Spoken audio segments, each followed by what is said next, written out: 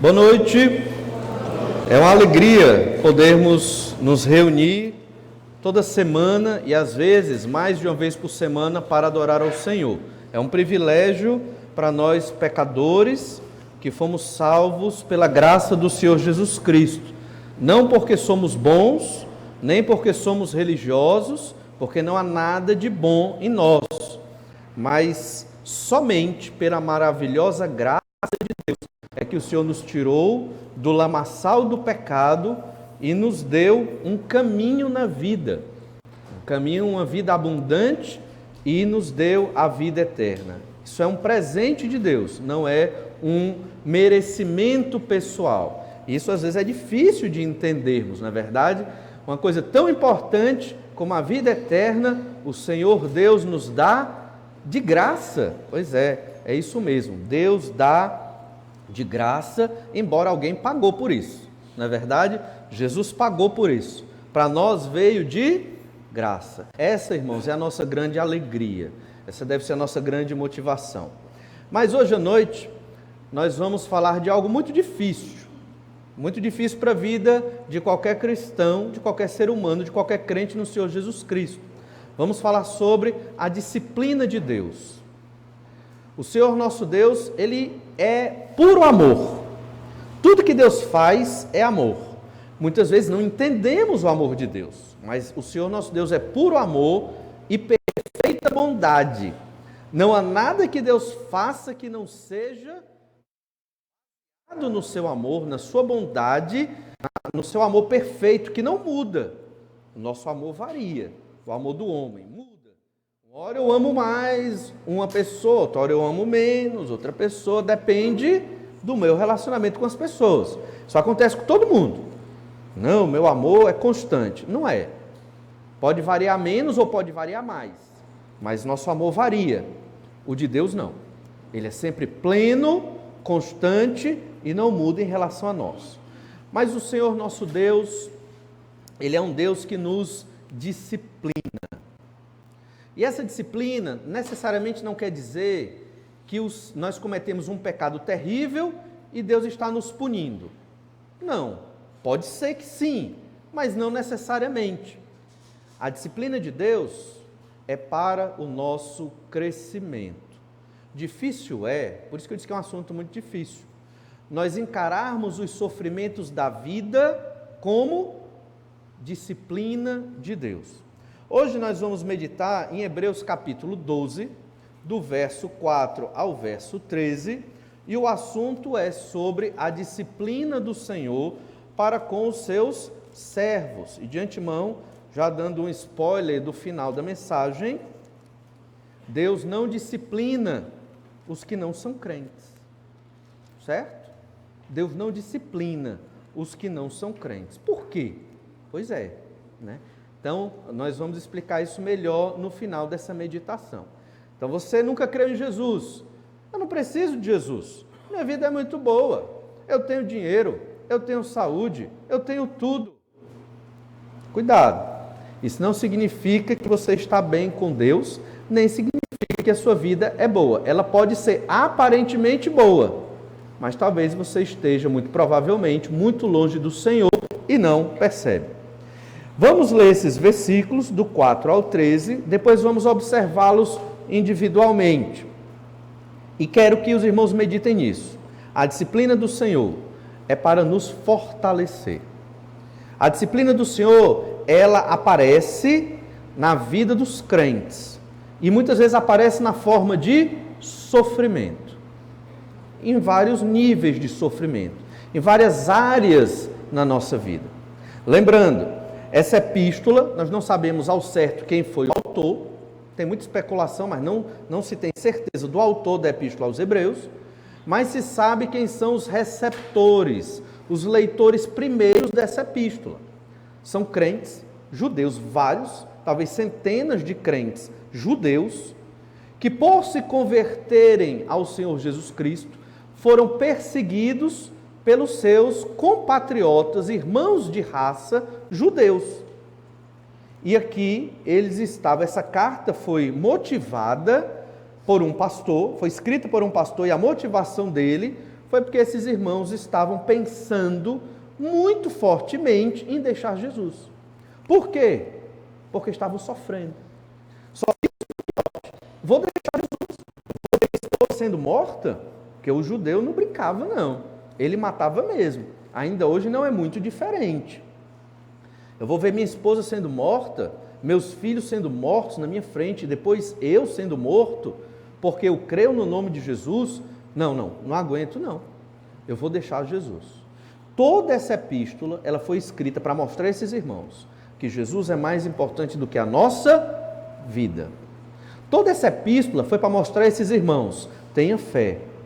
Muitos homens e mulheres no Antigo Testamento tiveram fé e superaram sofrimentos terríveis, baseado na fé no nome de Jesus. E agora, ele nos mostra que as disciplinas de Deus são para o nosso fortalecimento. Para esses irmãos aqui, olha, vocês estão sofrendo perseguição, disciplina de Deus. Para quê? Para te fortalecer. Se nós enxergarmos as disciplinas de Deus, os sofrimentos humanos que nós passamos, como disciplina do Senhor, certamente nós viveremos muito mais felizes e seremos fortalecidos. Olha então, Hebreus capítulo 12, verso 4. Ora, na nossa luta contra o pecado, ainda não tendes resistido até ao sangue, e estáis esquecidos da exortação que, como a filhos, discorre convosco. Filho meu, não menosprezes a correção que vem do Senhor, nem desmaies quando por ele és reprovado. Porque o Senhor corrige a quem ama, e açoita a todo filho a quem recebe. É para disciplina que perseverais. Deus vos trata como filhos. Pois que filho há que o pai não corrige? Mas se estáis sem correção, de que todos se têm tornado participantes, logo sois bastardos, e não filhos. Além disso, tínhamos os nossos pais segundo a carne, que nos corrigiam e os respeitávamos. Não havemos de estar em muito maior submissão ao Pai espiritual, e então viveremos? Pois eles nos corrigiam por pouco tempo, segundo melhor lhes parecia. Deus, porém, nos disciplina para aproveitamento, a fim de sermos participantes da sua santidade. Toda disciplina, com efeito, no momento, não parece ser motivo de alegria, mas de tristeza. Ao depois, entretanto, produz fruto pacífico aos que têm sido por ela exercitados, fruto de justiça. Por isso, restabelecei as mãos descaídas e os joelhos trôpegos. Fazei caminhos retos para os pés, para que não se extravie o que é manco, antes seja curado. O Senhor nos ensina, através dessa epístola, que a disciplina de Deus, ela existe para nos fortalecer. E essa disciplina vem no formato de sofrimento. Não necessariamente porque eu ou você cometemos um pecado específico. Às vezes sim. Mas muitas vezes porque o Senhor está nos educando. A palavra disciplina aqui, ela vai apresentar o aspecto não somente do castigo, mas também o aspecto da educação. Disciplina aqui é sinônimo de educação. Deus, o Pai, está nos educando para sermos a semelhança de Jesus. O nosso pecado é muito profundo. Só aprenderemos, usando a linguagem popular, na peia. Por isso Deus realiza certos sofrimentos nas nossas vidas para que aprendamos a viver segundo a vontade de Deus. Queremos observar nesse texto 3 verdades que nos ensinam sobre a disciplina de Deus, o quanto ela é boa e o quanto ela nos fortalece. Observando esse texto, Deus espera, porque é o que esse texto diz, que nós vejamos os sofrimentos numa outra ótica. Não como um momento de fraqueza ou de lamúria, mas como um momento de crescimento. Por isso, no começo eu disse, esse texto é por demais difícil. Como difícil para mim, e acredito que para muitos aqui. como encarar o sofrimento como uma oportunidade de fortalecimento. Irmãos, isso não é fácil. Isso é algo de Deus. É algo dos crentes no Senhor Jesus Cristo. É algo daqueles que têm vida de oração, que são guiados pelo Espírito Santo. A ideia desta meditação não é dizer, se você sofre e não cresce com seu sofrimento, você não é um crente espiritual. O objetivo da meditação não é esse, certo? O objetivo da meditação é mostrar que todos os sofrimentos que passamos têm um propósito. Foi dado por Deus. Foi dado por Deus. Não foi Deus que executou diretamente, porque Deus não faz mal a ninguém, não tenta ninguém. Ele é pura bondade.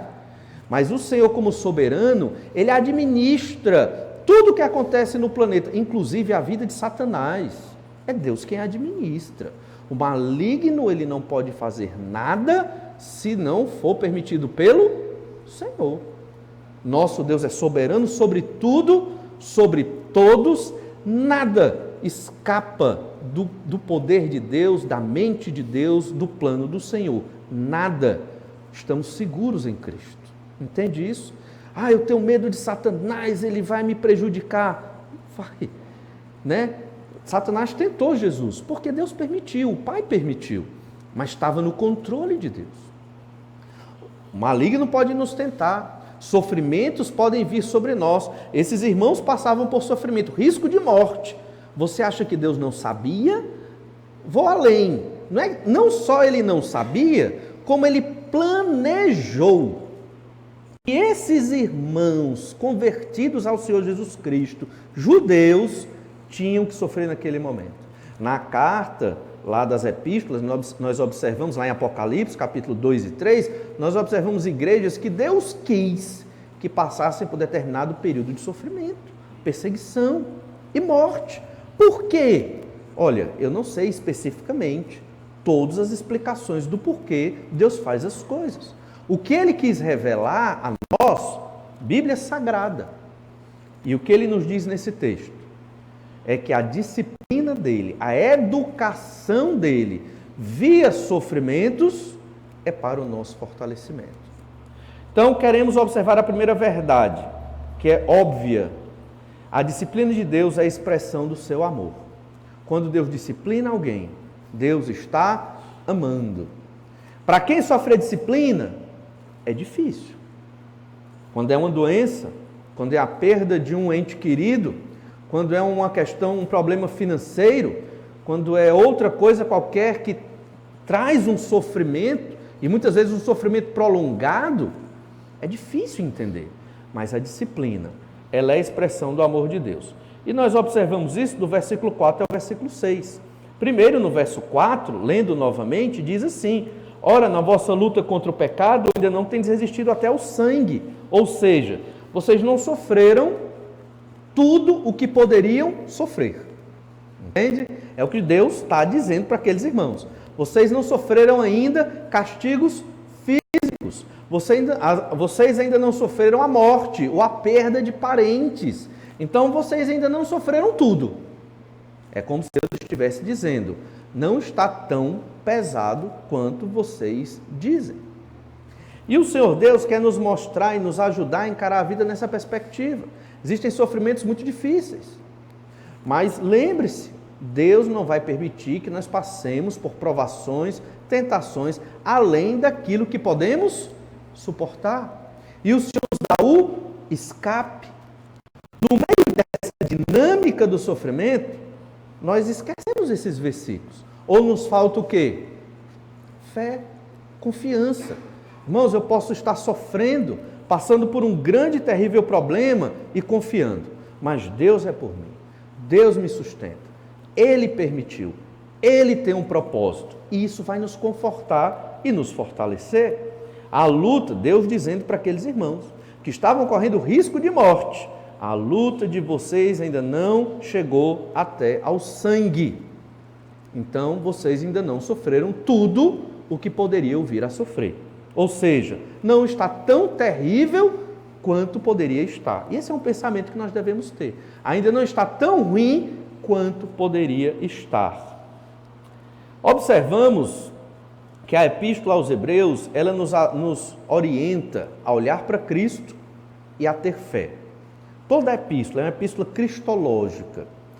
Essa epístola, ela foi escrita com um propósito. Está sofrendo? Olhe para Cristo. Está sofrendo? Tenha fé.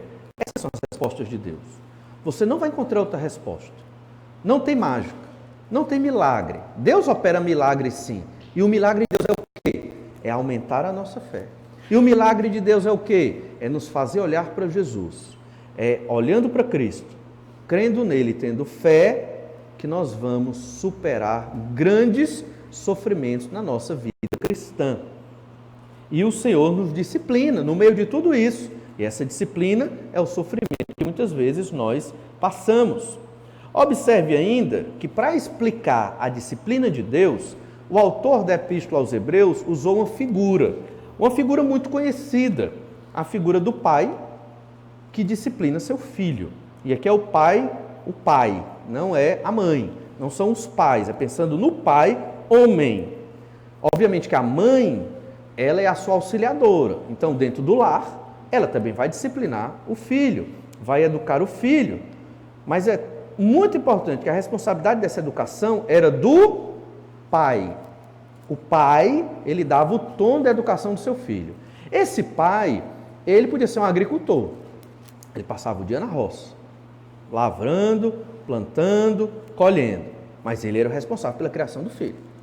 Quando ele voltava à noite, ele ia ver com a esposa como é que foi, como é que os 10 meninos se comportaram, naquele, o pai agricultor, 10 meninos, Podia ser um pecuarista, podia ser um comerciante, mas o fato é que ele era o responsável. Isso é muito importante porque isso se perdeu na nossa cultura. E o crente vive numa cultura bíblica, numa cultura celestial. Ele não vive numa cultura humana, numa cultura secular, numa cultura mundana, numa cultura onde existem matriarcas. Não podem existir matriarcas. Tem que existir patriarcas dentro da cultura da família de Deus. Eita, pastor, então o senhor é machista, De modo nenhum. De modo nenhum. Nem machista, nem feminista, nenhum dos dois presta. O que presta é o cristianismo bíblico. Entendem isso? Um homem, ele deve ser o líder do seu lar e cuidar dos seus filhos sem ser machista, amando a sua esposa como Cristo se sacrificou pela igreja. E a esposa, ela vai se realizar sendo esposa e mãe. Não quer dizer que a mulher não possa trabalhar ou ter outras atividades. Claro que pode, é lícito, segundo a gente observa na Escritura. No entanto, dentro de uma família cristã, alguém tem que ser o guia, o líder. E esse tem que ser o homem. Isso é machismo? Não, não é machismo. Deus só tinha 2 pessoas para escolher dentro do casamento para ser o líder. Ou era o homem ou era a mulher. Então, se escolhesse a mulher, então, feminismo. Se escolhesse o homem, então, machismo. Percebe? Tinha que escolher alguém. E foi da vontade de Deus escolher um. Não poderia ser compartilhado? Não funciona. Onde tem 2 cabeças, o negócio, onde tem 2 líderes, o negócio não funciona bem. Tem que ter um cabeça dentro do lar. Importante lembrar também que nessa epístola nós observamos no capítulo 11 sobre os heróis da fé, homens de Deus que pela fé venceram grandes e enormes sofrimentos. Então, tendo isso em mente, Jesus é para quem nós devemos olhar. Essa imagem de um pai que educa o seu filho e o conceito de fé, que é muito importante, homens de Deus e mulheres que sofreram no Antigo Testamento crendo no poder de Deus, é que nós vamos compreender que a disciplina do Senhor, ela é para o nosso fortalecimento, ela sempre é boa, mesmo que seja um sofrimento. Olha então o versículo, vamos observar Hebreus 12, verso 5. E estáis esquecidos da exortação que como a filhos discorre convosco, filho meu, não menosprezes a correção que vem do Senhor, nem desmais quando por ele és reprovado, porque o Senhor corrige a quem ama e açoita a todo filho a quem recebe. A palavra corrigir é branda, mas açoitar é um negócio mais pesado. como Deus açoita a todo filho a quem recebe. Nós vivemos, irmãos, numa época do politicamente correto, o que não é muito bom. Tem suas vantagens, mas muitas desvantagens. Nós vivemos numa época pós-moderna, onde todo mundo tem que falar só de coisas boas, só de coisas agradáveis. Existem igrejas ditas evangélicas que não falam de pecado, que não falam da disciplina de Deus. Por quê? Só fala de coisa boa. E essa é, entre aspas, né, coisa boa, coisas que não ofendem. E na que nós vivemos, falar de um pai disciplinar o seu filho, vou usar a palavra, castigar o seu filho com um açoite, é tido como violência. E pode ser, se você agredir a criança. Mas existe uma forma de disciplina física que você não agride a criança, que você não violenta a criança. Pelo contrário, que é amorosa, mas que dói. Para ela vai doer um pouquinho. E a Bíblia orienta até deixar um vergão vermelho. E a criança pecadorazinha, ela só vai aprender nessa linguagem. Ela só vai aprender nesta linguagem. Discordo, pastor. Você é livre, irmão, para discordar. Livre. Deus te deu liberdade para você rasgar os textos da Bíblia que falam disso e seguir na filosofia humanista de educação do seu filho. Você é livre, mas você vai ter as consequências. Isso foi avisado e é sempre avisado nesta igreja. Você é livre, mas se você não segue o método de Deus, então você lá na frente arque com as consequências. E não culpe Deus, porque você escolheu seguir outro método de educação dos seus filhos, que não o do Senhor. Veja então que muitos desses homens, ainda vamos trabalhar essa metáfora da educação do pai ao filho, mas veja que muitos desses homens e mulheres do Antigo Testamento sofreram.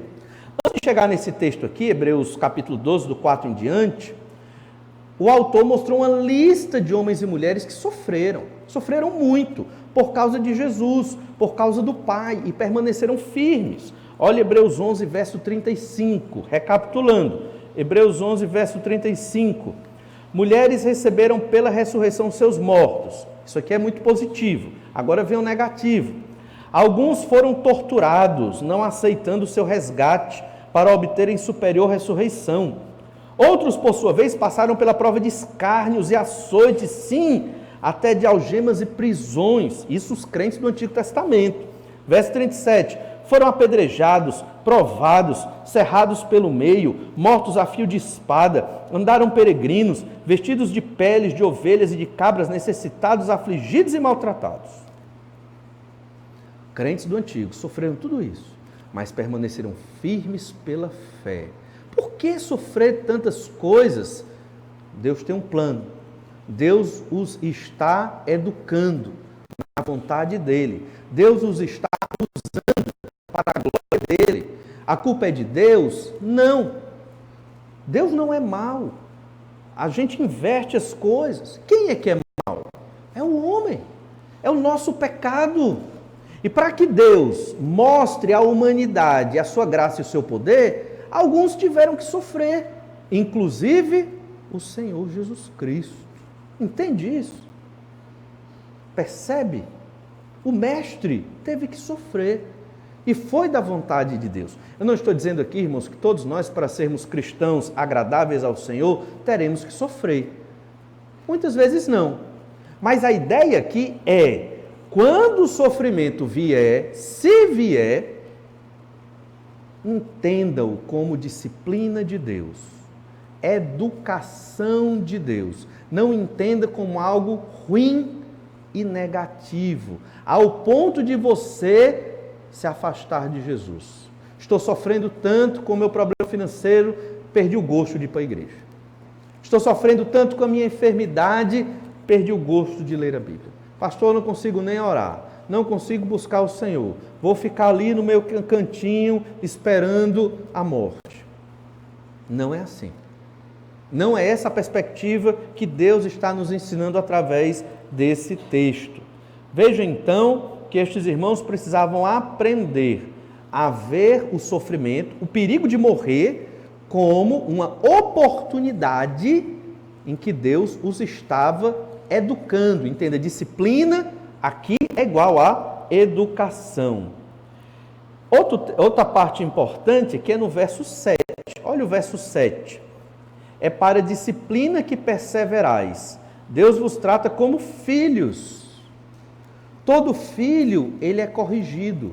Todo filho, ele é disciplinado. O filho do outro é problema do pai dele. Eu não vou me meter nisso. Você está entendendo? É problema seu. O seu filho é problema seu. O meu filho é problema meu. E eu vou cuidar do meu filho, da minha filha, dos meus filhos.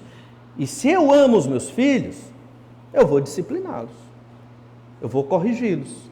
Pode parecer, em um dado momento da vida deles, eu acho que eles já pensaram isso, que eu sou um pai muito ruim, né?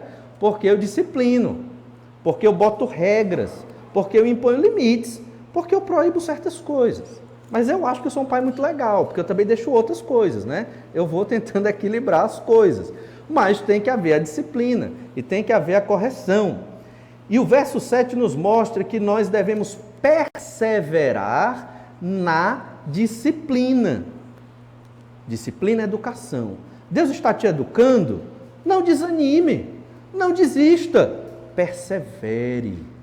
É uma oportunidade de aumentar sua fé, é uma oportunidade de crescer mais no conhecimento de Jesus, não somente no conhecimento bíblico, que é muito importante, mas no conhecimento da Bíblia vivido na prática.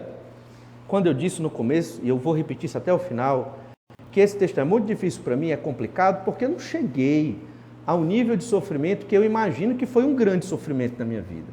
Eu não acho que eu sofri até ao sangue.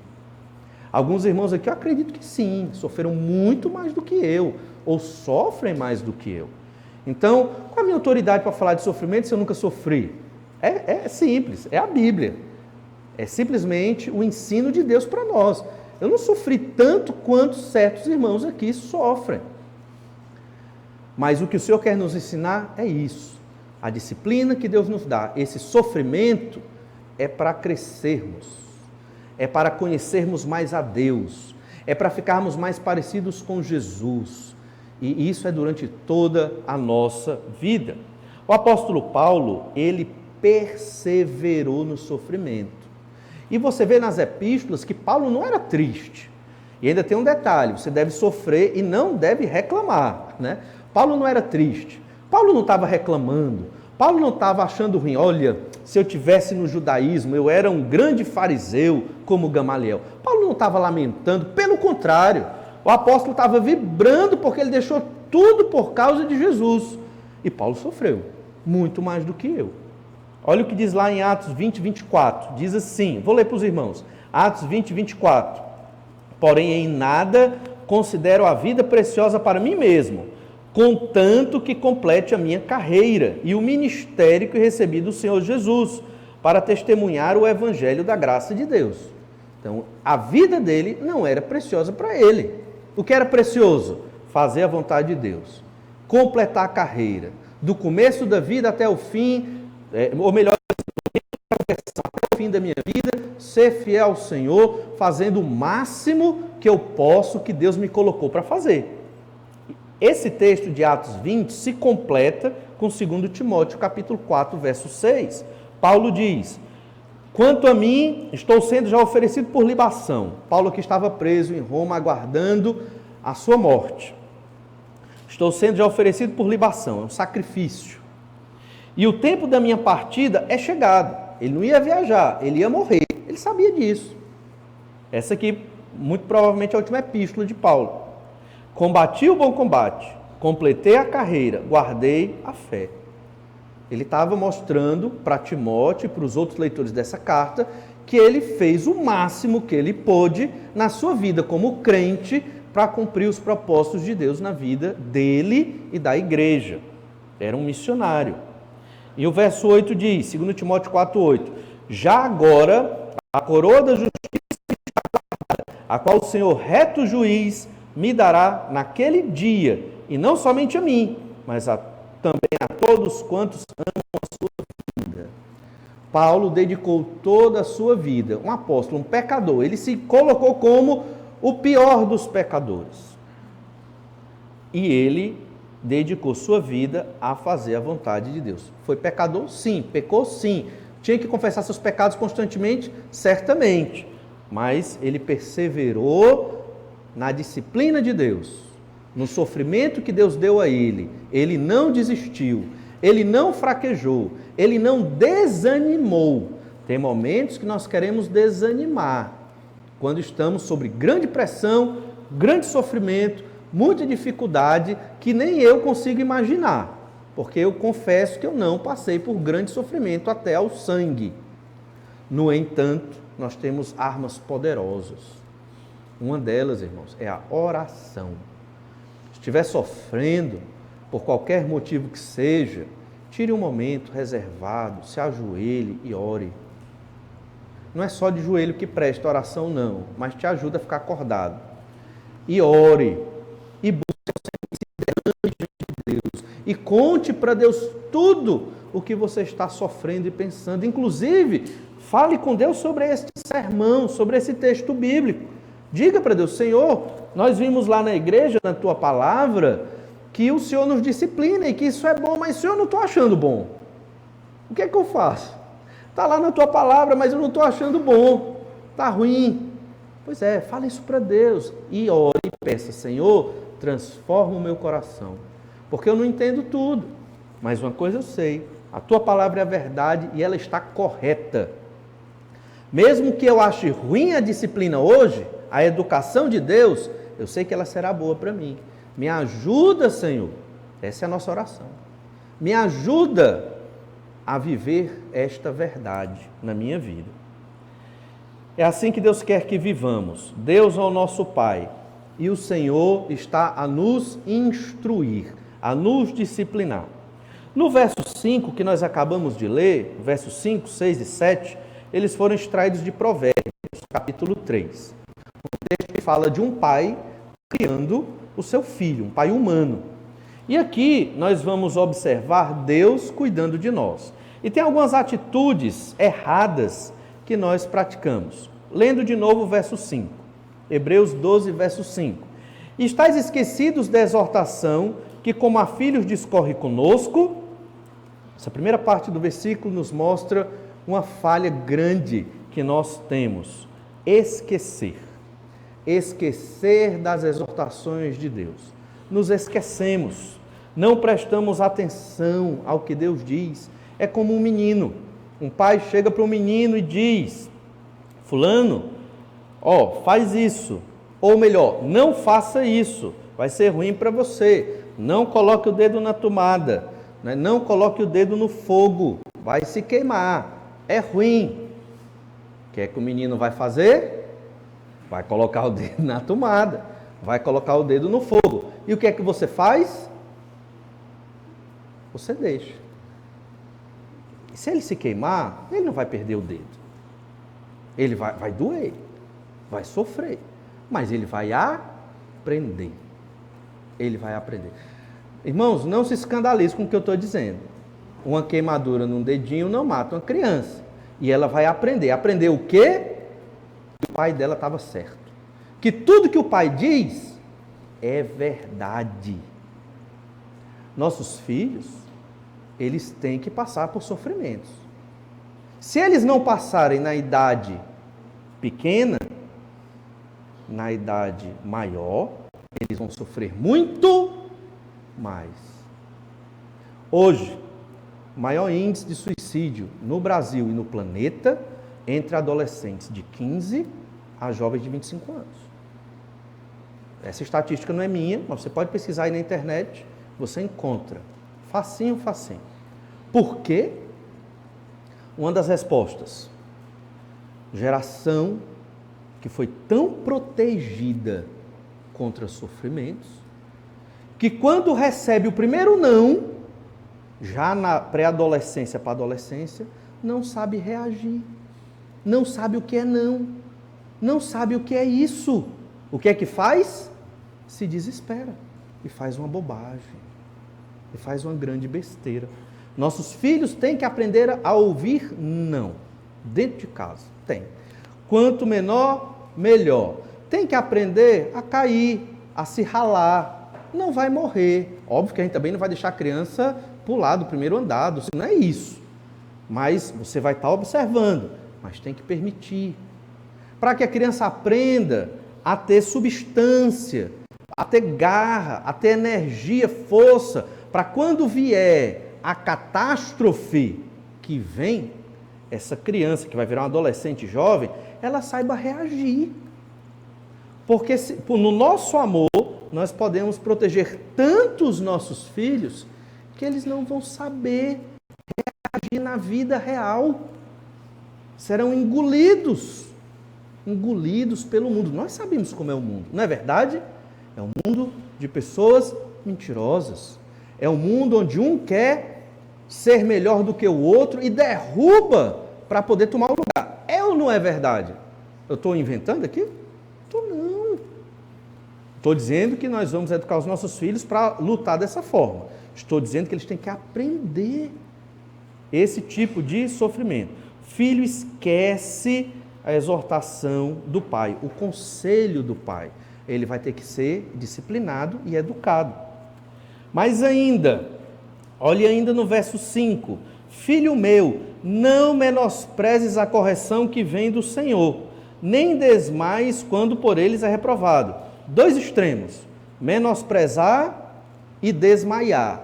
Você não deve fazer nenhum dos dois. As crianças fazem isso. Menosprezar a correção é como um filho que menospreza a educação do seu pai. O pai ensina e o filho diz, não, isso é porque o senhor já está velho, isso é porque o senhor não sabe de nada, o senhor não tem entendimento. Menosprezar a educação de Deus é blasfêmia contra Deus. É você dizer para Deus, Deus, o senhor não sabe de nada, o senhor não sabe o tamanho do meu sofrimento, o senhor não sabe o que eu estou passando.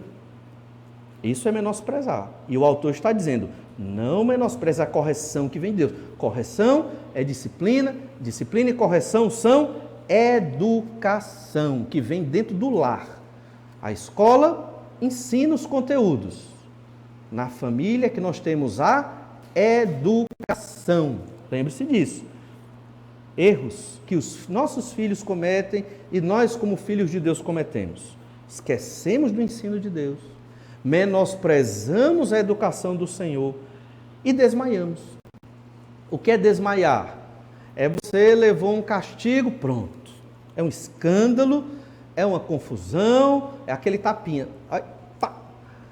A criança chora, um choro desembestado, parece que foi 400 chibatadas romanas ali na criança, foi só um negocinho assim, pronto, a criança morreu. Uma quedinha ali, é um choro infinito, é o fim do mundo, parece que quebrou a costela. Irmãos, não desmaie quando for reprovado por Deus. A ideia aqui é quando você é reprovado, é quando você é castigado, disciplinado, aguente a disciplina de Deus. E onde é que você vai ter forças? Em Deus. Mais uma vez, eu não suportei até o sangue. Eu não sofri tudo o que eu poderia sofrer para trazer essa mensagem para os irmãos. Mas é um ensino de Deus. Quando Deus nos disciplina, nos educa, nos corrige com sofrimento, eu não devo fazer corpo mole. Eu não devo desmaiar, como algumas crianças fazem. Está lá no supermercado, eu quero o Danone. Não, meu filho, hoje não vai ter Danone não. Uai, chora e rola e vai. E o pai, coitado, né, se desespera, né? Então a gente não pode fazer isso quando houve um não. Nós não podemos nos desanimar, desmaiar quando ouvimos um não. Nem nosso filho pode desmaiar quando ouve um não, ou quando leva um castigo físico, ou um castigo qualquer que seja, e nós, como filhos de Deus, também não podemos. É instrução do Senhor, está aqui. Não desmaie quando por eles é reprovado. Então, 3 lições importantes. Não esqueça os ensinos, não menospreze a educação de Deus e não desmaie quando for reprovado pelo Senhor. A correção e o açoite de Deus aqui, irmãos, são uma expressão de amor. É esse amor que nós não entendemos. E temos que entender. Amor não é só dar as coisas para um filho. Amor não é só dar os presentes que ele gosta. Olha, você pode, se você tiver recurso, dar muitas coisas para os seus filhos e não está amando. Pelo contrário, você está educando o seu filho a ter tudo fácil demais. Olhe bem, você pode fazer isso, pode correr esse risco. O fato de eu ter coisas para dar para os meus filhos, não quer dizer que eu tenho que dar. Eu vou educar à medida que eu vejo que eles têm condição de administrar as coisas desse mundo, as coisas lícitas, entendem? Então, quando eu restringo meus filhos de algumas coisas, ou você restringe os seus, é amor. Não é, eu vou impedir o Estevão de ter um negócio só porque eu quero, não é isso, ele sabe. Mas é porque eu amo e eu não quero que ele sofra lá na frente. Eu quero preparar os meus filhos para o combate. A vida é um combate. A vida é uma luta, ou não é? Ou não é? É, irmãos, a vida é uma luta. E por crente, é uma luta maior ainda. Então nós que temos filhos, que estamos criando os nossos filhos, temos que ter esse tipo de educação. A correção e o açoite são prova de amor. Olha o verso 6, Hebreus 12, 6. Porque o Senhor corrige a quem ama, e açoita todo filho a quem recebe. E aqui são citações de Provérbios capítulo 3. Isso é aplicado a um pai para com um filho e é aplicado a Deus para conosco. Então, se você não corrige o filho, talvez você não o esteja amando. Deus nos ama, Ele nos corrige. Interessante observar a palavra corrigir. Quem é pedagogo sabe, e já deve ter estudado sobre um termo grego que resume a educação greco-romana, é a paideia, né? Então, a paideia, de onde vem a expressão pedagogo, era o paidagogos. Essa palavra corrigir é o verbo paidel. Então, corrigir aqui é educar. Educar na antiguidade era a mesma coisa que corrigir. Não havia educação sem correção. E o açoite, é interessante o som. A palavra grega para açoitar é mastigou. Ele é mastigado. Ele é açoitado. O açoite aqui significa que é uma correção física de Deus para com seus filhos. É uma punição severa, é um açoite. Mais uma vez, eu não estou dizendo que você vai pegar o seu filho pequeno, comprar um chicote de couro e dar 40 chibatadas. Não. A disciplina da criança, ela é de leve, muito de leve. Se ela vai crescendo, tem o bumbum, que é bem, cheinho. E ali é bom para a disciplina. É bom, irmãos, esse vídeo vai para a internet, se eu for processado, os irmãos fazem uma vaquinha para me tirar da cadeia, porque certamente, mas isso tem que ser pregado, né? Então, aí pega a criança, sei lá, 2, 3, ela já tem um bumbumzinho, ela já entende muita coisa, a criança é muito inteligente, aí dá a palmadinha no bumbum. Mas você não disciplina a criança com raiva, jamais, nem sem paciência. Você espera sua raiva baixar, sua paciência voltar. Você chama a criança, aí você explica para ela o porquê que ela vai receber a disciplina. E você pode até pedir, repita para mim o que foi que eu lhe disse. A criança repete, para você ter certeza que ela entendeu. Eu vou ser disciplinado, eu vou levar palmada, porque eu mordi o coleguinha da igreja. Ela leva a palmada, pá, pá, a criança chora, fica triste, vai lá. E ninguém vai atrás dessa criança. Deixa ela ir chorar para o quarto dela, para o canto dela. Não dá meia hora, ela volta para te. Logo, logo ela volta, te abraça, papai me perdoa, né? Aquela coisa toda. Por quê? Porque houve educação. Aí sim, houve crescimento. E você só faz isso, irmão, se for pela fé. Então, lembre-se disso. Verso 7, é para a disciplina que Deus, é para a disciplina que perseverais. Deus os trata como filhos. Somos filhos de Deus, por isso que Deus nos disciplina. Se nós não fôssemos filhos de Deus, olha o que é que acontece. Pois Que filho há que o pai não corrige? Se você não é corrigido por Deus, você não é filho, você é bastardo, você é filho de outra. Entende isso? Se você não corrige o seu filho, você não o ama. Bote isso na sua cabeça. Você não o ama, você não está tratando ele como filho, você não está educando. Olha, essa figura hoje para nós, ela perdeu muito sentido. Na antiguidade ela era muito mais forte.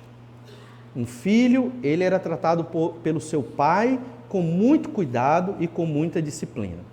Nós somos filhos de Deus. Essa é uma verdade muito séria e muito importante. Efésios 1:5, deixe-me ler para os irmãos.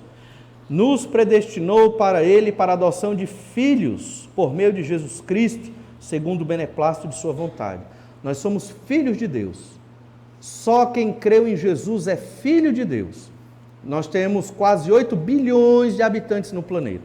Esses quase 8 bilhões de habitantes, nem todos são filhos de Deus. Também não são só os batistas, não. São os que creram em Jesus, é que são filhos de Deus. Olhe Romanos 8, 16 e 17. Deixe-me ler para os irmãos. O próprio Espírito testifica com o nosso Espírito que somos filhos de Deus. Ora, se somos filhos, somos também herdeiros. Herdeiros de Deus, co-herdeiros com Cristo. Se com Ele sofremos, também com Ele seremos glorificados. Filhos de Deus, herdeiros. Você já recebeu uma herança? É muito legal receber uma herança. Eu nunca recebi, aguardo um dia. Mas é muito legal receber. Você está ali sem fazer nada, de repente morreu um parente distante, recebeu uma herança. Você fica, ai, que legal, olha, eu nem esperava essa fazenda e recebi, né? Nós, irmãos, temos uma herança para receber, uma herança eterna. Filhos de Deus, ser filho de Deus é algo maravilhoso. E é por isso que Deus nos disciplina e nos corrige, porque nós não somos bastardos de Deus. Somos filhos, adotados pelo Senhor, baseado no sacrifício de Jesus. O Senhor se interessa por nós. Então, quando você está sofrendo alguma coisa, é Deus se interessando por você. É Deus se importando por você. É Deus lhe mostrando algo que você precisa aprender. Não quer dizer que você é um pecador miserável que está sendo castigado. Não necessariamente. Mas quer dizer que Deus está te educando. Deus está te ensinando algo que só a leitura bíblica não vai ensinar. Você está aprendendo na prática certas coisas que eu não aprendi, porque Deus não quis me ensinar ainda. Pode ser que Ele queira mais na frente, mas você está aprendendo, e cada um de nós vai aprendendo com os sofrimentos que Deus nos traz. Temos que ver o sofrimento nessa perspectiva, é a educação que Deus nos dá. É a paideia, é a educação. Ele pega a figura da educação grega, que era muito exaltada na antiguidade, e traz para a vida cristã.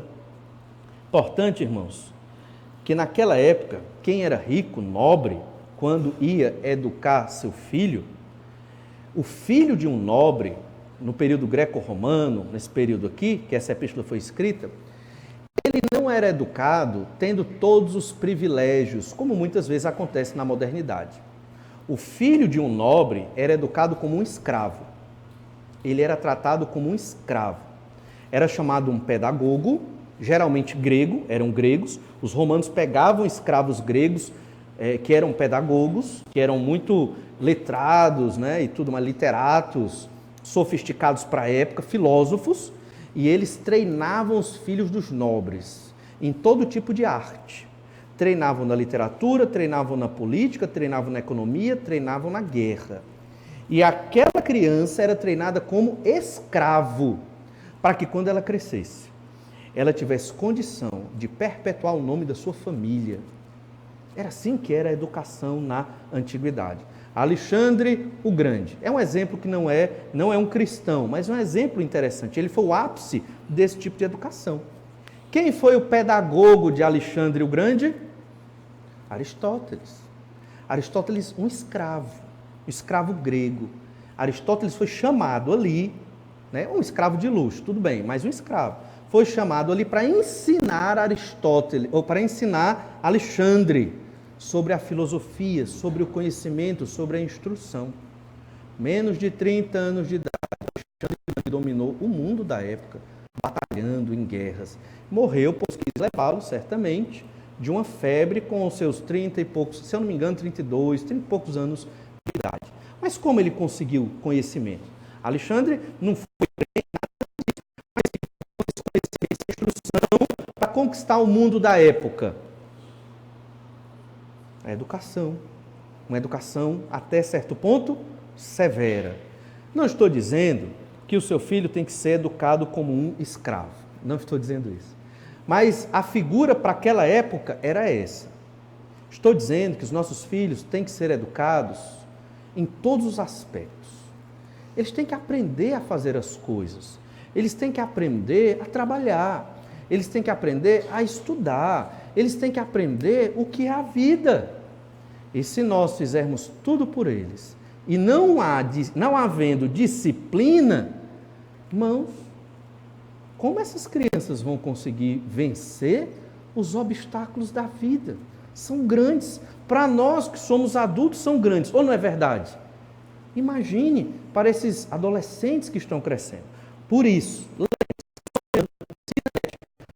muitos adolescentes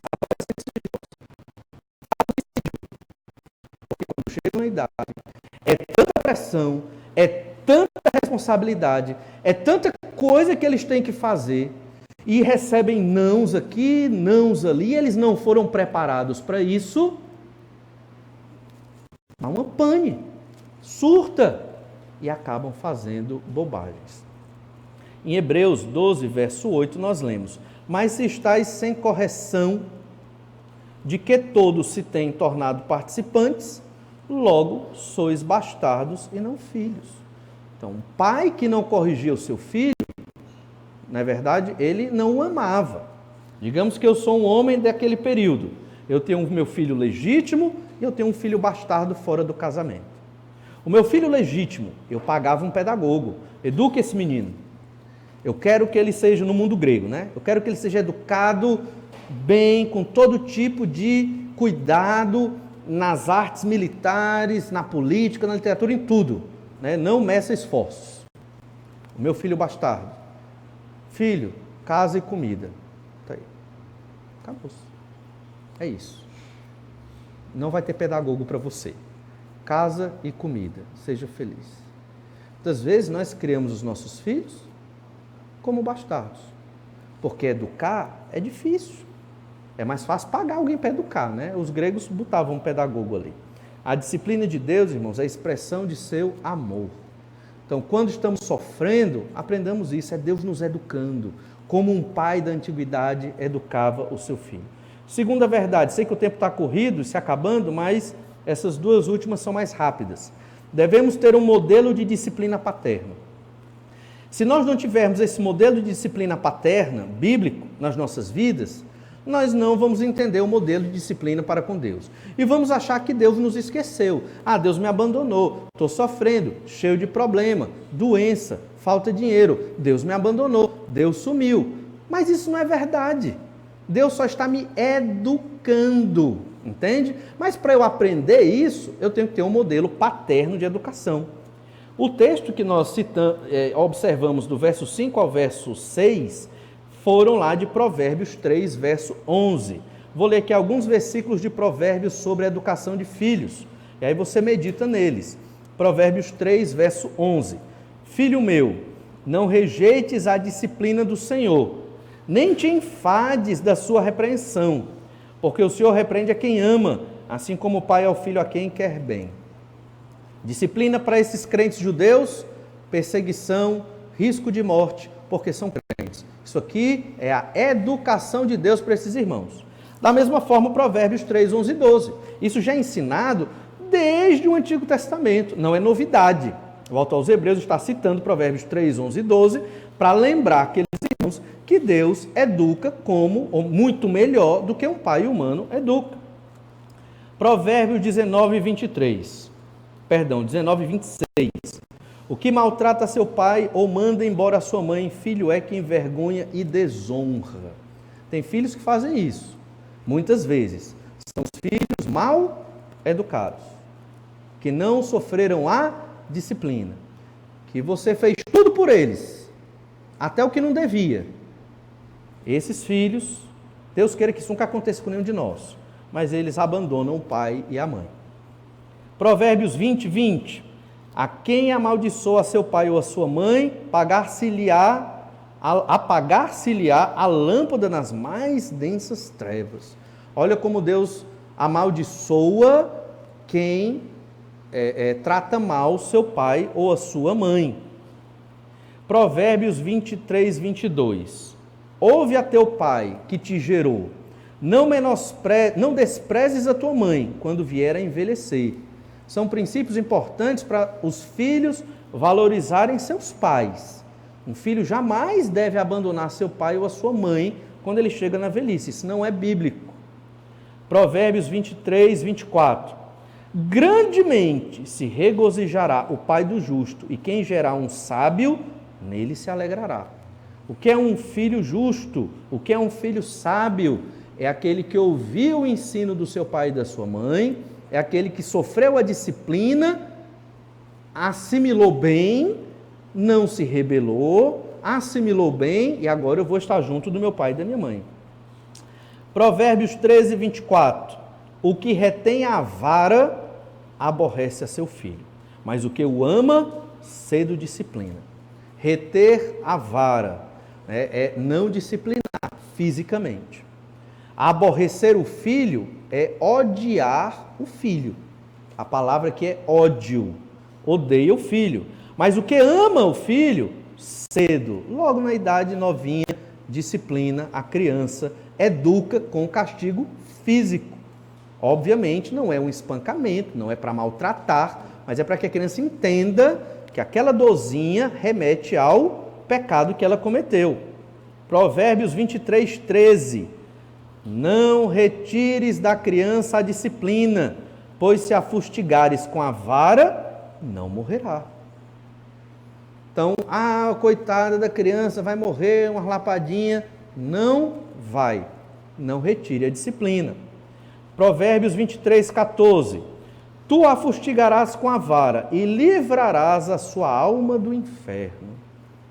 A educação cristã tem que ter esse elemento do castigo, quando a criança desobedece à ordem do pai e da mãe.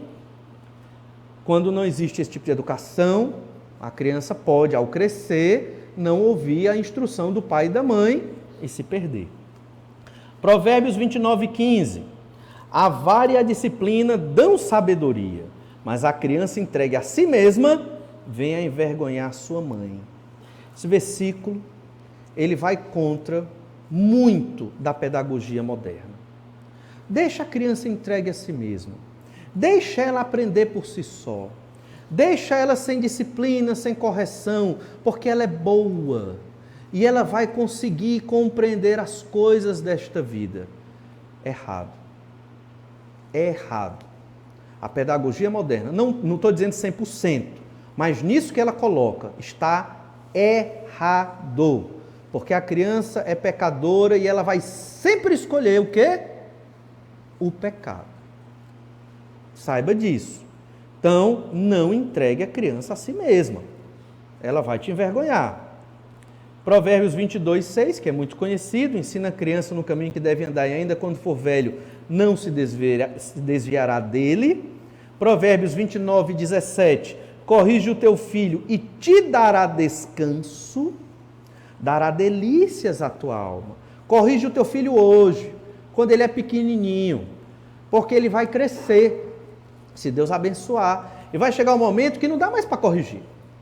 Vai chegar uma idade que não tem correção. Você, no máximo, vai poder aconselhá-lo. Se você corrigir, esse filho vai te dar descanso. Ele vai ser um filho produtivo, uma filha produtiva, vai trabalhar, vai se virar na vida, vai lutar suas batalhas. Ele não vai ficar todo tempo dependendo de você. E não queira ter um filho assim, que está sempre dependendo de você. Crie os seus filhos para viverem, vencerem as batalhas desta vida. Provérbios 23, 24. Grandemente se regozijará o pai do justo, e quem gerar a um sábio nele se alegrará. Já lemos isso, né? E então voltamos para Hebreus. Depois de todos esses versículos sobre a educação de um filho, voltamos para Hebreus 12, verso 10, que diz assim: pois eles, os nossos pais humanos, nos corrigiam por pouco tempo durante a nossa vida, segundo melhor lhes parecia, ou seja, eles podiam cometer alguns erros. Deus, porém, nos disciplina para aproveitamento, a fim de sermos participantes da sua santidade. Deus nos disciplina, nos corrige, nos educa, para que sejamos proveitosos na vida e na obra de Deus, para que sejamos santos como Deus é santo.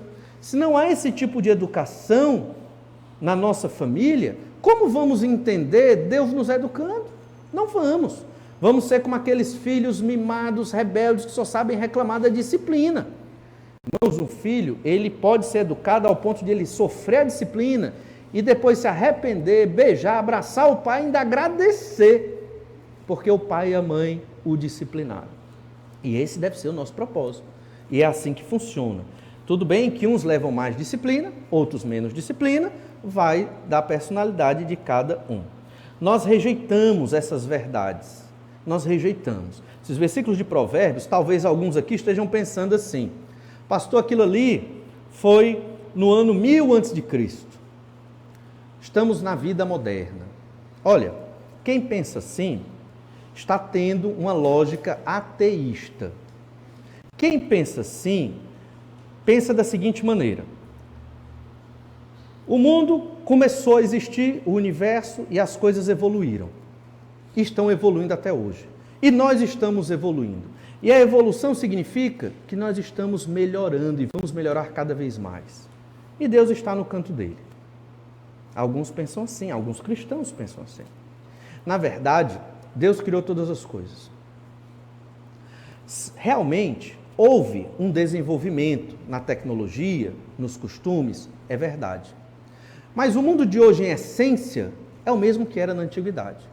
Os pecados de hoje são os mesmos que eram na antiguidade.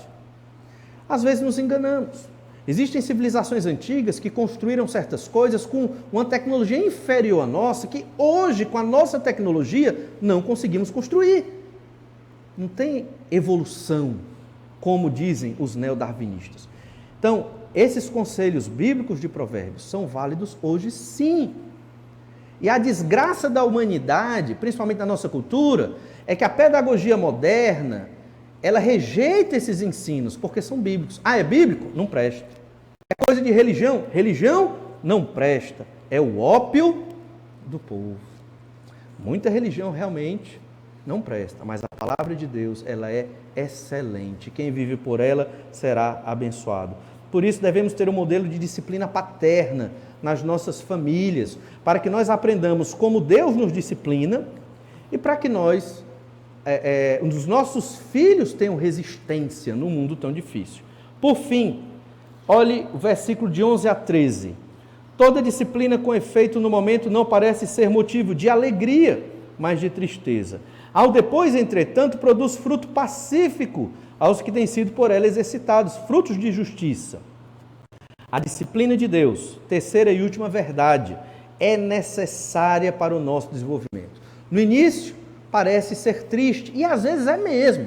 Uma doença, problema financeiro, perda do ente querido ou outras coisas. É triste e é difícil, mas é necessário. Duas coisas que aprendemos: submissão a Deus é uma, participar da santidade de Deus é outra. Temos que ver a disciplina como algo que lá na frente vai nos trazer grande satisfação, crescimento e um maior conhecimento de Deus. Um exemplo bíblico de quem sofreu uma grave e grande disciplina: Jó. Você lê o livro de Jó, você diz, como pode, né? Jó, um homem justo e reto, não era um pecador terrível, pecador, mas justo e reto. Num dia, perde família, perde os bens, perde a saúde, ele tinha tudo para ser uma pessoa desajustada, tudo. Eu acho que ele só não se tornou assim um completo desajustado, só não ficou perturbado na sua mente, porque ele era um crente fiel a Deus. Mas em muitos momentos ele pediu a morte. O livro diz que ele queria ser um aborto, era melhor ser um aborto do que viver tudo isso. Mas ele continuou firme no Senhor e buscando a Deus. Jó 42:5 diz: eu te conhecia só de ouvir, mas agora os meus olhos te veem. Deus educou Jó. Jó sofreu muito, mas criou uma maior intimidade com Deus. Jó 42, verso 1. Então respondeu Jó ao Senhor: bem sei que tudo podes, e nenhum dos teus planos pode ser frustrado. Jó aprendeu, Jó cresceu, Jó conhecia muito Deus, mas agora ele passou a conhecer mais. E às vezes vamos conhecer Deus mais dependendo do grau de sofrimento que nós enfrentamos. Aí a pergunta é: vale a pena? Olha, eu creio que vale muito a pena conhecer muito a Deus, principalmente nós que somos crentes, que temos certeza de vida eterna. Vamos sofrer, é difícil, mas vai ter um fruto maravilhoso lá na frente, de recompensa para essa disciplina.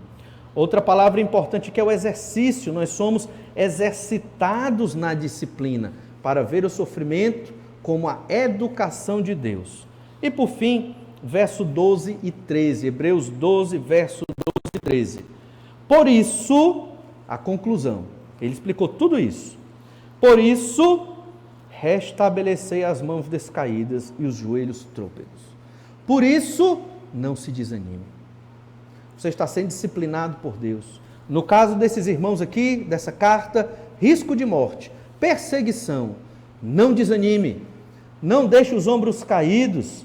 Não deixe os joelhos trêmulos. Não ande trôpego. Firme-se. Ajeite o seu joelho. Tenha postura. Ore ao Senhor. Busque-o para que Ele lhe dê força no meio da provação. Essa é a nossa oração. Se Deus quer pôr fim ao nosso sofrimento, Ele vai pôr. Se Ele quer tirar o que nos faz sofrer, Ele vai tirar. A oração também pode ser essa.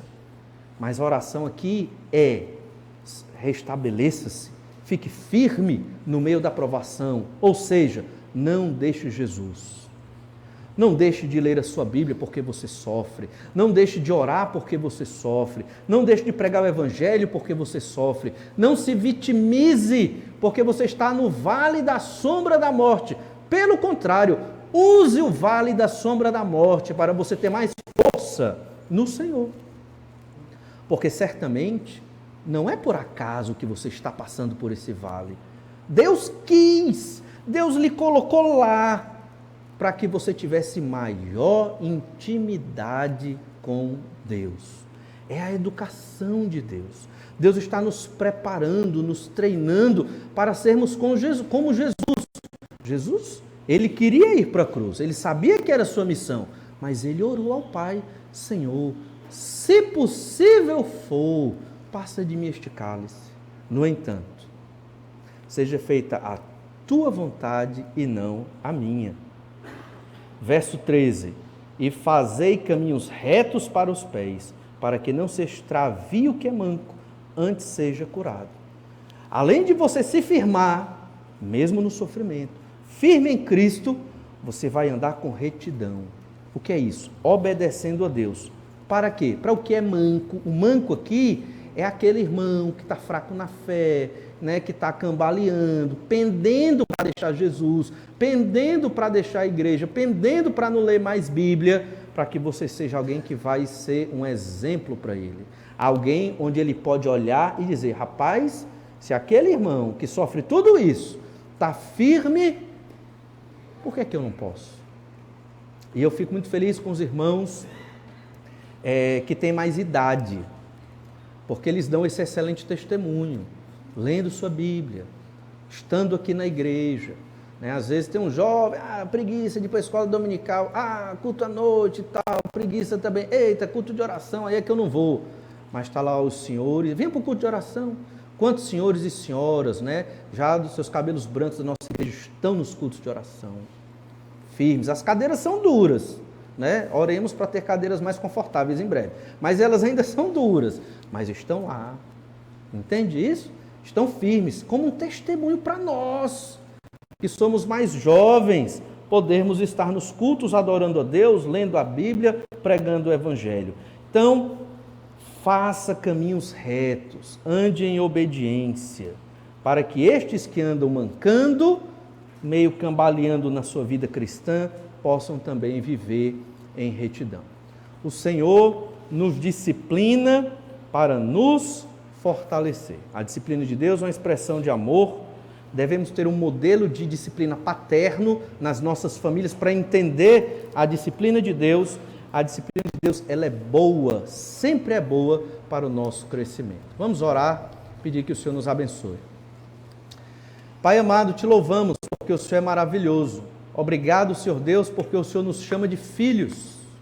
E obrigado porque o Senhor se interessa por nós. O Senhor olha para nós, mesmo sendo nós tão pequenos, no meio de um mundo tão grande, um universo enorme, mas o Senhor olha para cada um de nós, os teus filhos, por adoção, filhos por causa do sacrifício de Jesus. Nos ajuda, Senhor, a aprendermos a sofrer a disciplina que vem de Ti, com contentamento, com satisfação. Eu reconheço, ó Pai, que isso não é fácil, é muito difícil, mas é um excelente momento para crescer na educação que o Senhor tem para nós. Capacita-nos, Senhor Deus, a receber a disciplina que vem do Senhor, a Tua educação para nós, como uma bênção, como uma oportunidade de crescer, de perseverar e de ajudar os que são mancos na fé. Capacita-nos, Senhor Deus, para que o Teu nome seja glorificado. É o que nós te pedimos, no nome do Senhor Jesus. Amém.